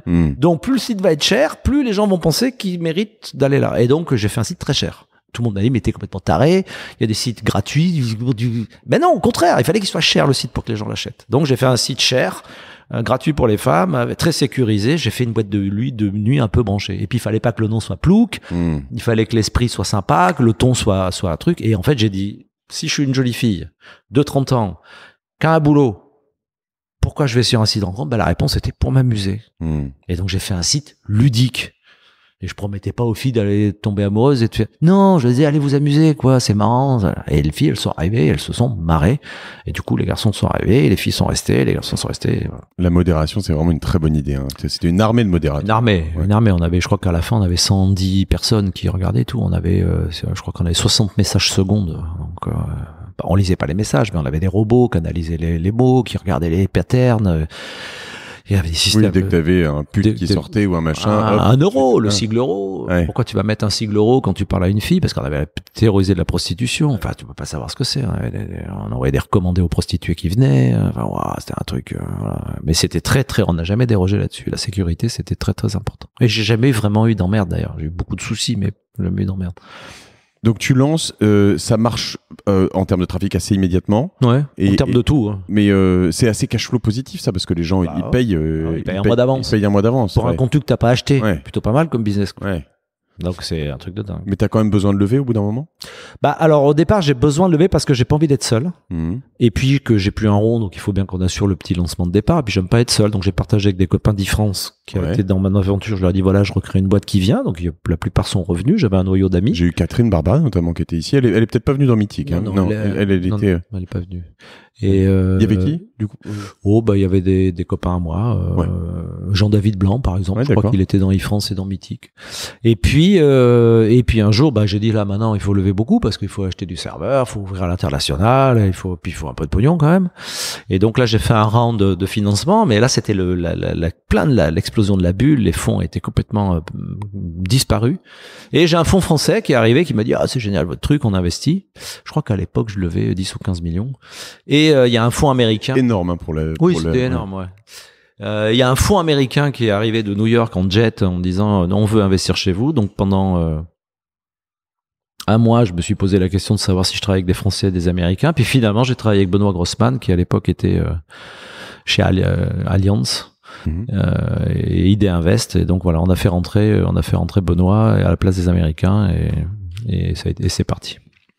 Et là, t'as fait péter Mythique sur des pays assez exotiques. Alors là, on était incroyable en France. Il y avait d'autres sites, mais enfin, je crois que le deuxième site derrière Mythique, il devait être 6 ou 10 fois plus petit que nous. Donc bon, on avait ratissé le marché français.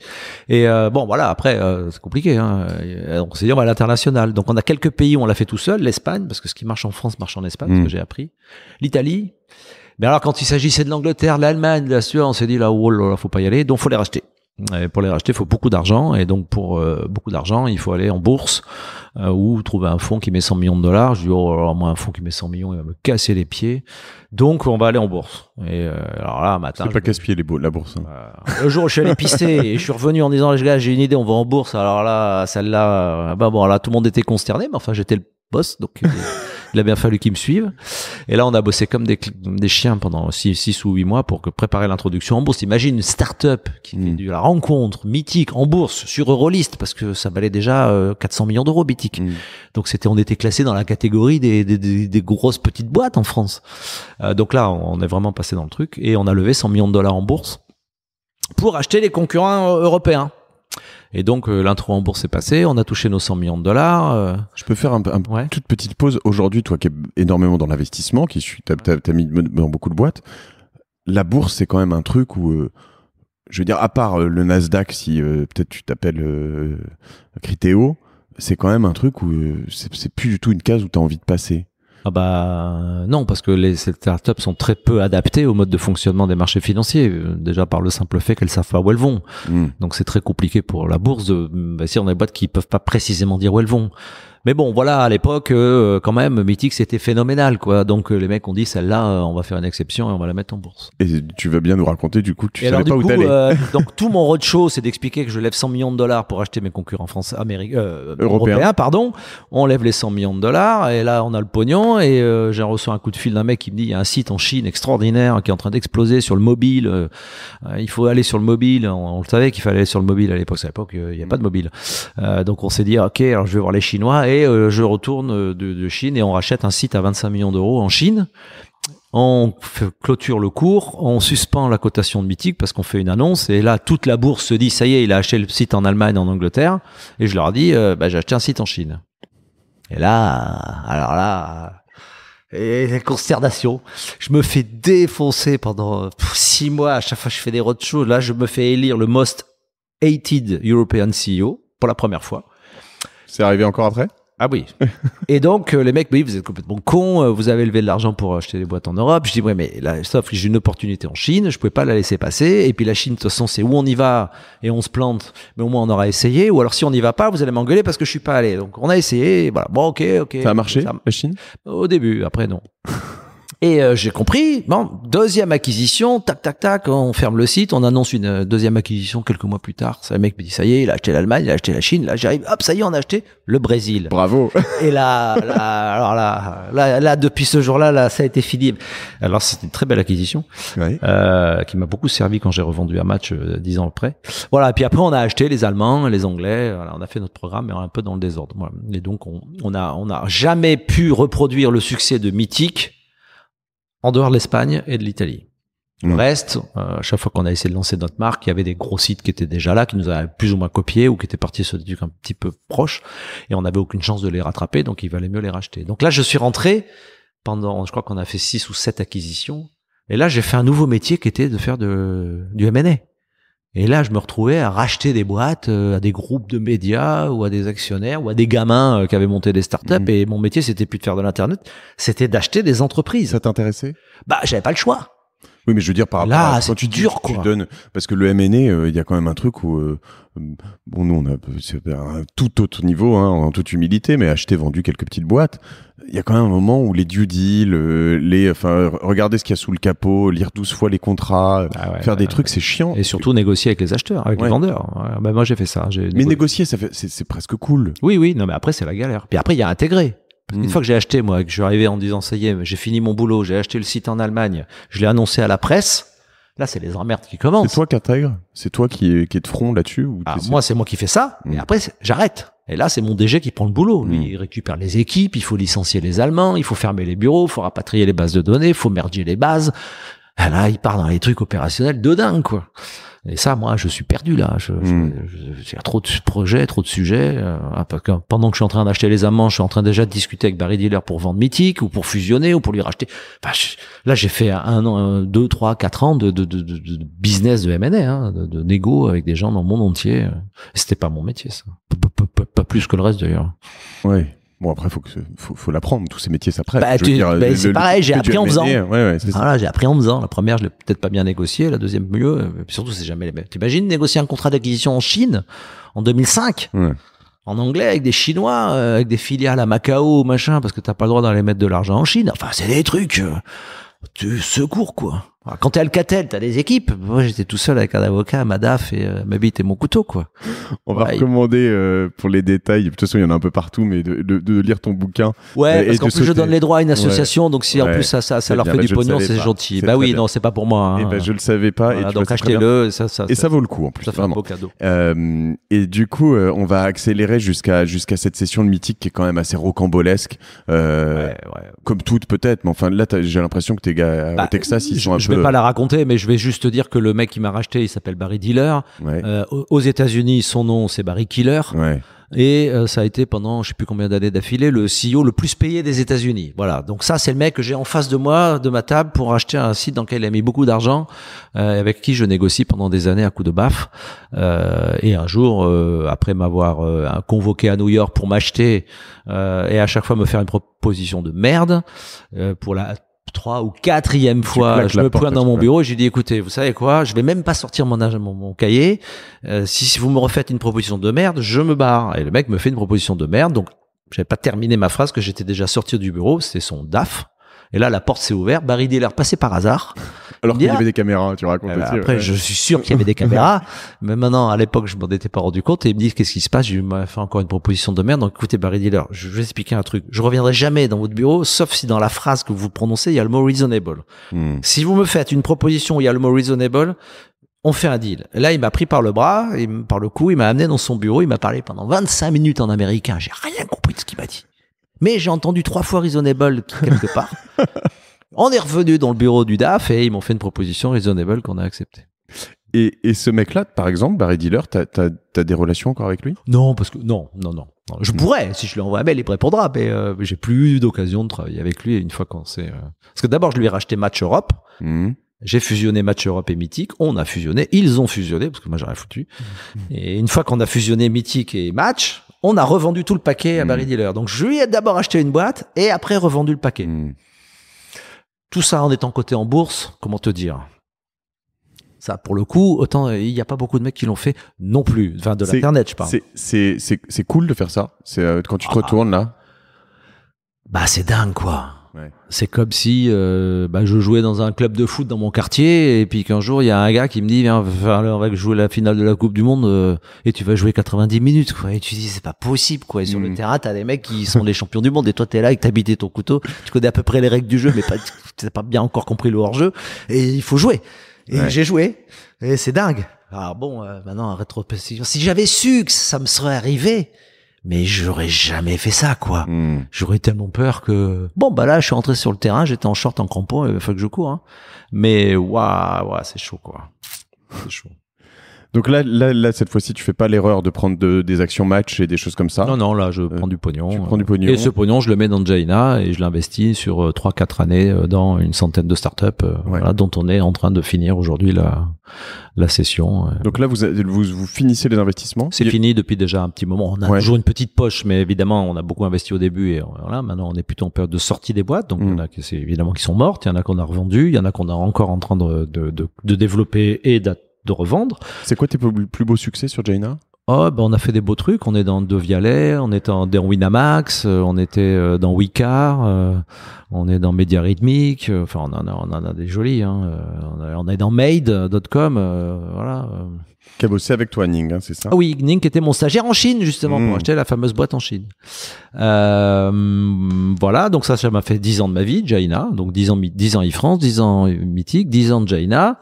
Et puis là, ça se termine et la question c'était qu'est-ce que je vais faire.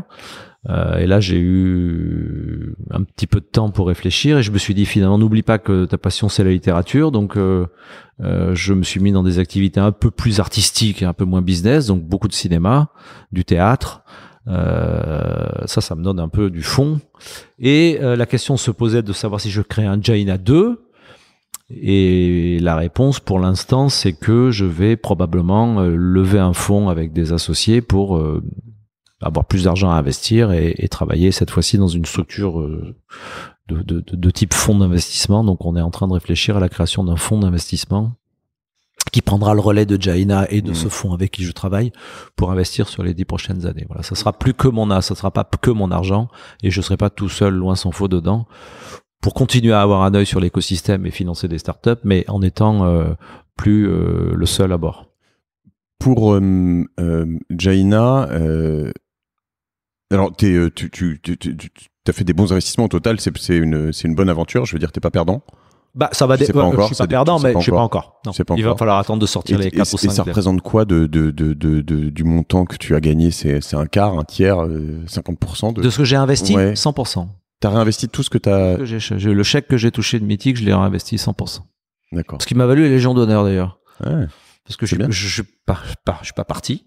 J'ai payé l'ISF pendant des années sur les valeurs des startups dont la plupart mouraient. Donc moi, je payais avec des chèques et elles mouraient. Et puis j'expliquais à l'État que c'était quand même complètement con de me demander de payer de l'ISF sur des boîtes qui allaient mourir.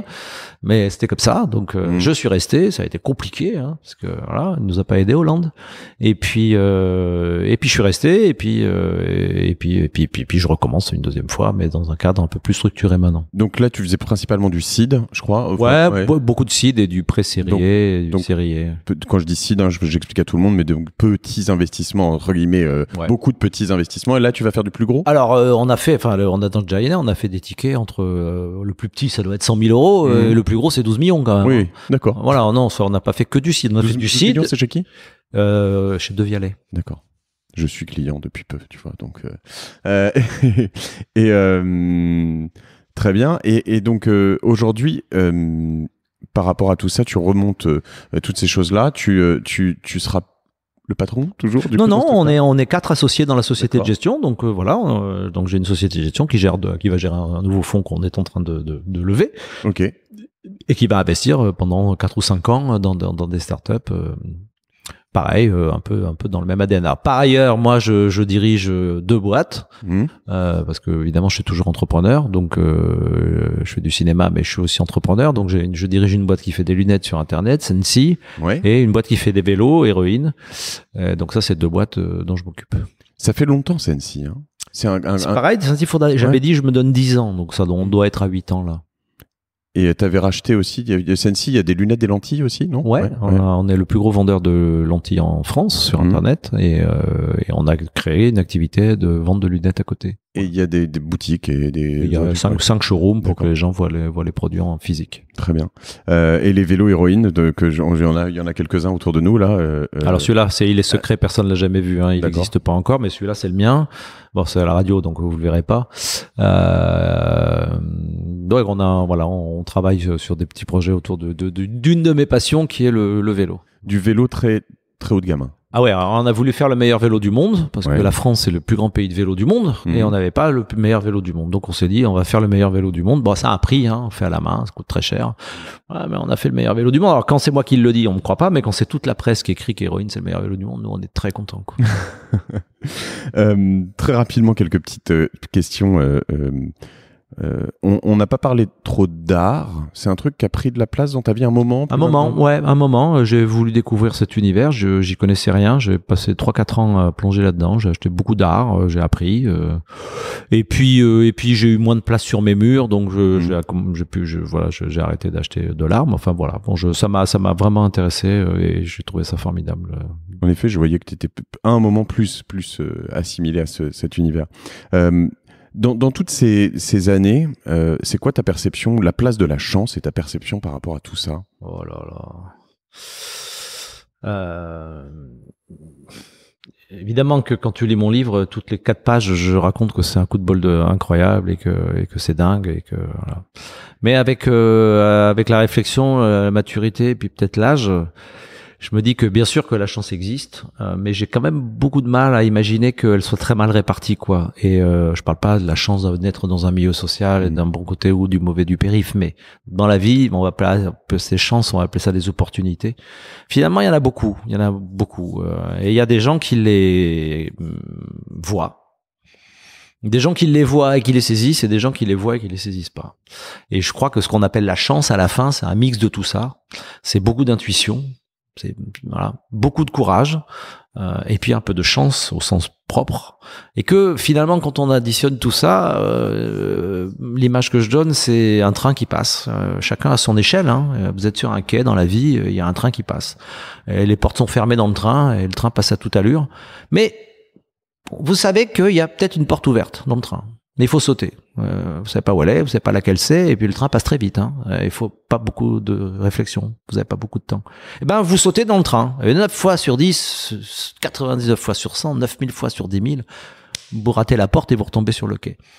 Mais là, il y a 2 réactions. Il y a dire, oh putain, moi, j'arrête de sauter. Il y a celui qui dit, il y aura plus jamais de train.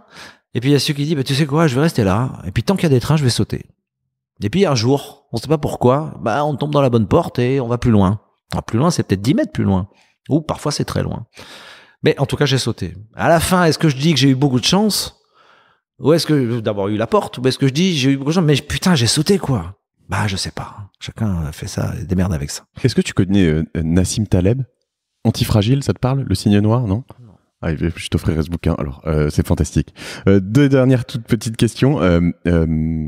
3. Pourquoi tu cours? Bah ça, faut lire mon livre, parce que c'est la conclusion du livre, c'est que, mais je vais pas raconter mon histoire, mais je veux dire, c'est universel. C'est pourquoi on court. Tout le monde se pose cette question. Pourquoi je fais ça? Pourquoi j'ai fait tout ça? Ou pourquoi j'ai pas fait ça? Et donc finalement, t'as la réponse une fois que t'as fini le chemin. Et donc, ce que je raconte dans ce livre, c'est que si t'es entrepreneur et que tu vas subir ça, parce que tu subis cette putain de vie qui est vraiment compliquée, même si les gens pensent que c'est moins compliqué que les autres, c'est quand même compliqué de subir tout ça et c'est que t'as un moteur. La question, c'est quoi le moteur? Mais t'en as un. Si t'es arrivé à faire 15 ans d'entrepreneuriat et de relever 10 fois alors que t'es tombé 9, c'est que t'as un moteur. La question, c'est quoi le moteur? Quand tu cours, tu te poses pas la question. Ce que tu sais, c'est que t'as un moteur et tu sais pas où il est et pourquoi il est là. Mais quand t'as terminé le chemin, ben, c'est très sympa d'essayer de comprendre c'était quoi le moteur qui a fait que j'ai fait tout ça. Et pour ça, faut se connaître. Et donc, mon livre, ça raconte que finalement, ce chemin, il a aucun intérêt. Il a juste un intérêt, c'est qu'à la fin, il m'a permis de comprendre pourquoi j'ai fait tout ça. Et donc, c'est ça m'a servi. Comment tu te connais? Il faut une thérapie, faut tout, oui. Entre autres. Ben, faut surtout essayer de comprendre quel était le moteur que tu avais en toi. Parce que si tu fais pas ça, bah, voilà, imaginons que moi, j'ai pas fait ça. J'arrive, là, j'ai fait soupe, machin, je dis, wow, super, j'ai une super vie, quoi. Et puis quoi? Mais par contre, te demander, mais pourquoi j'ai fait ça? Mais comment j'ai pu faire un truc pareil? Mais c'est quoi qui a fait que? Commence à comprendre que c'était, et là, t'arrives au but final, c'est que tu t'es trouvé. Donc ce chemin, il m'a permis de me trouver. Et c'est ça que je raconte. En 2 mots, ton orga aujourd'hui, t'es très cadré, t'es très, tu fais un boulot avec 8 heures, tu repars à 8 heures, tu fais des choses, c'est comme, comment, c'est quoi? Non, pour l'instant, je suis un peu en flottement parce que tant que mon four est pas créé, j'ai pas de contraintes particulières à part répondre à mes mails et puis faire 1 heure de vélo, 2 heures de cinéma, 1 heure de lunettes. Tu fais beaucoup de sport, hein. Et oui, mais ça, de toute façon, à partir du moment où le fond sera créé, je serai dans un bureau avec quand même des réunions régulièrement, etc. Mais là, c'est je suis un peu dans une période de flottement. J'ai pas besoin d'être au bureau tous les matins à 8 heures et pas besoin de repartir à 17 heures. J'ai un smartphone et je travaille de n'importe où, quoi. Des emails, tu reçois 8000 par jour, non? Ah non, c'est fini, ça. Oui. Non, alors vraiment, à l'époque, c'était terrible. Voilà, franchement, une email utile, j'en reçois 3 par jour maintenant. C'est quoi un mail utile? Je t'enlève les spams et les conneries, quoi. Ouais. Donc tu vois, bon, voilà, j'ai 3 et encore je trouve ça compliqué de répondre à 3 mails maintenant. Non, mais c'est vrai, c'est beaucoup plus cool qu'avant, quoi. Si je devais inviter quelqu'un sur le podcast, dans tous les gens, je sais qu'il y en a plein, tu vois, mais avec des vieux comme moi qui ont eu des histoires de dingue. Ouais, mais il y en a plein autour de toi qui sont des bons entrepreneurs. Ça peut être un sportif, ça peut être un artiste, ça peut être. Mais... Bon, après, tu les connais tous et puis voilà. Mais il y a un mec qui m'a marqué dans son histoire. Pardon, excuse-moi. Qui a vraiment. Il faut acheter mon premier livre, mais achetez pas. Et quoi que je crois que je dois aussi à la sauce. On n'a pas parlé du fail de ce premier livre qui est sorti en plus à un moment. Là là, pendant les pigeons, il est sorti celui-là. Donc personne me parlait de mon livre, tout le monde me parlait des pigeons. Ouais, bref, on n'a pas parlé des dameuses non plus, putain, fais chier, pardon. Ouais, tu pourrais faire une nuit. Hein. Ouais. Et ce livre, il y a un mec extraordinaire dedans qui s'appelle Denis Chalumeau, qui a fait Se loger et Promo Vacances. Et franchement. Si Denis est d'accord pour raconter sa vie et je lui ai déjà parlé à Denis. Et tu l'as déjà fait Non, pas sur ce podcast. Je lui ai parlé parce que je voulais lui le faire participer à WeFlash, qui est une boîte que j'ai créée qui fait des shootings photos et vidéos et il a tout plaqué, lui. Hein. Et il m'a dit, j'investis plus. Mais là où c'est extraordinaire, Denis, c'est que tu parlais des mecs qui ont réussi 2 fois. Ben lui, non seulement il a réussi 2 fois, mais il a réussi 2 fois de dingue. Avec une histoire de dingue au milieu, un peu comme moi avec mon Vivendi qui s'écroule et à la fin le mec il devient psychanalyste, quoi. Et c'est extraordinaire son histoire. C'est un garçon que j'ai croisé pendant longtemps, on était un peu concurrents, mais c'est un garçon que j'ai vraiment redécouvert et putain, quand il te raconte son histoire, tu dis mais c'est pas possible, quoi. Tu vois Elon Musk quand il te raconte sa vie. Bon, évidemment, c'est x10 parce que voilà. Mais tu te dis, c'est pas possible. Le mec, il avait 5 startups, les 5 qui étaient en train de mourir, Musk, il pleurait la nuit, quoi. Et puis, il les a toutes sauvées. Tu dis, c'est pas possible. Bon, Denis, c'est pareil. À l'échelle française, on va dire. Donc voilà, franchement, s'il y en a un que tu dois, s'il avait envie de le faire, je crois que j'ai son portable. C'est Denis Chalumeau. D'accord. Un bouquin recommandé? Oh non, mais moi je lis que des romans. Donc un roman recommandé, chier, quoi. Vas-y, 2, 3, je sais pas. Des trucs à avoir lu dans ta vie, quoi, absolument. Ah, mais j'en ai 2000. Non, mais là je peux pas. Un truc récent, je sais pas. Un truc récent. Peut-être. Il faut, je sais pas, un Welbeck, plateforme, peut-être, un Welbeck, un Fuenquinos, le dernier Goncourt, Chevrotine de Fotorino. Ok. Putain, non, mais ça c'est horrible. C'est comme si tu me disais, c'est quoi mon enfant préféré? J'ai 80 livres qui sont des je peux pas répondre à ça. Je te dis que les premiers qui me sont venus. Tu lis pas de trucs business du tout, Chier. Ouais. Non, parce que j'ai pas. Mais non, c'est pas business. J'ai pas le temps déjà de lire mes vrais livres. Alors si en plus je dois lire les histoires tu sais, les bouquins de business, il faut qu'ils soient lus par les gamins qui veulent monter des boîtes, pas par des gens qui les ont déjà montées. Donc non. Peut-être qu'il y a un bouquin que tu as le plus offert. C'est une autre manière de reposer la question. Il y a un bouquin que tu as offert plus que les autres? Ah oui, alors j'en ai 2. Le premier, c'est Belle du Seigneur, parce que pour moi, c'est un... Voilà. Et par provocation, et parce que c'est un truc extraordinaire, j'ai beaucoup longtemps offert à Noël... Justine ou les malheurs de la vertu de Sade. Ah, je l'ai lu. Qui a été réédité en Pléiade, et je te jure que ça fait toujours son petit effet qu'au repas de Noël, t'as... quelqu'un de la famille à qui tu offres un bouquin de Sade, j'ai toujours trouvé ça formidable. Voilà, donc sinon, oui, je les ai beaucoup fait. Non, mais j'étais en train de me dire qu'il y avait un bouquin qui m'avait passionné sur l'entrepreneuriat. À l'époque, j'avais lu La vie de Tapi, mais j'ai oublié le nom. Je chercherai. Ou Et Tapi, qui est un copain maintenant, et à qui j'ai raconté que sans lui, j'aurais jamais fait ça. Parce que quand j'étais à l'armée, parce que dans ma première startup, j'avais oublié de faire le service militaire. Un jour, j'étais appelé et ils m'ont pris par les cheveux, ils m'ont emmené au service. Et c'était très long, et ma mère m'avait offert, pour que je me fasse pas trop chier, un bouquin sur Tapi. Et j'avais lu l'histoire de Tapi. Je trouvais ça complètement dingue. Voilà. Et c'est le mec qui m'a donné l'envie. De faire ce métier, c'est-à-dire de faire n'importe quoi en espérant que ça marche. Tu forwarderas mon invitation à Bernard Tapie, tu veux bien? Ah ben je veux bien, ouais. Ça serait formidable que tu l'aies. Ouais, ouais, je te confirme. Mais pour lui aussi, c'est une trace qu'on laisse. Ok, et alors la toute dernière cette fois-ci, si tu avais l'occasion, on va dire à ce moment où tu as planté ta boîte à Dijon et tu arrives à Paris, de passer derrière Marc et de lui dire un petit mot et de lui donner un petit conseil, qu'est-ce que tu te dirais à toi-même? De surtout jamais écouter les conseils. Voilà. Eh ben écoute, j'ai passé un très bon moment. Je suis désolé, je t'ai pris un peu plus que prévu. Non, je sais pas. Voilà, j'ai vu que t'avais pas regardé. Je te remercie beaucoup. Ok. Merci. Je vous remercie à tous d'avoir écouté jusqu'ici, de vous abonner au podcast, de le partager surtout, c'est important pour moi, et de le noter sur iTunes. Et puis j'espère que je te compterai parmi mes futurs auditeurs, j'en suis certain. Ah ben je vais pas m'écouter moi, mais je vais aller écouter les autres. Denis Chalumeau. J'écouterai. Ah voilà. Tu me feras bing quand Denis l'aura fait. Ça marche. Merci beaucoup. Marc.